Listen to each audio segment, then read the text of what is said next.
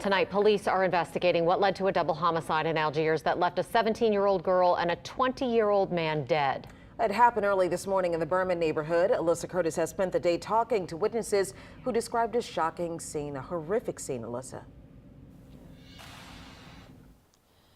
Yeah, absolutely horrific. Neighbors here on Copernicus Street were getting their kids ready for school early this morning when they say they witnessed that tragic scene. They say that the 20-year-old man was in the neighborhood, then shot the girl several times before turning the gun on himself. I was tying my son's shoes. He was standing up outside the car. I'm tying his shoes, and I heard gunshots very close. I just heard somebody screaming like for their life. That desperate screaming ending in tragedy Wednesday morning.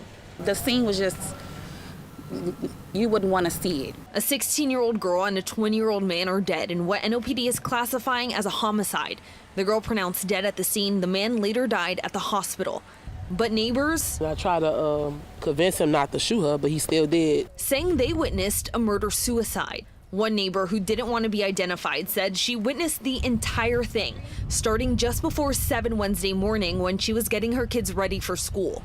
He been out here since 6:50. She tells me the man was lurking in the neighborhood, far enough from the girl's house not to be noticed, but close enough to keep watch. He just been out here walking back and forth, back and forth, back and forth, like for maybe 40, 50 minutes before she even got to go outside. Another neighbor, Bijan Williams, says her Ring camera caught the same thing. He looked anxious. He looked anxious. He was pacing, and he was constantly looking over there, looking at his phone, looking up over there, going back and forth. He didn't walk all the way over there. He was going like something was on his mind.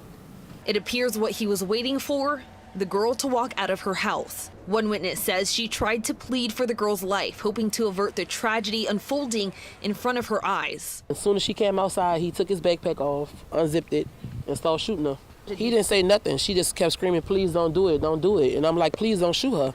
And he still shot her. The plea falling on deaf ears and now heavy hearts. She had more life to her than this. She don't deserve to die.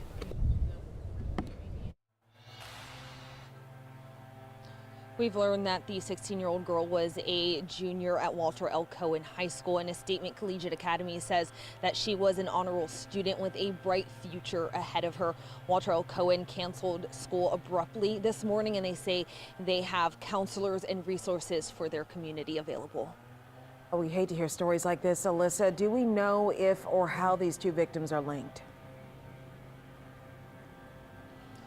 Charisse, the relationship between the two of them is unclear as of right now. NOPD says, though, they are working to figure out what led up to what they call this, quote, tragic outcome. And of course, they're going to continue to hopefully get more information on this and look into it and bring you guys the latest updates. All right, Alyssa, thank you so much for that update. Certainly a tragic story.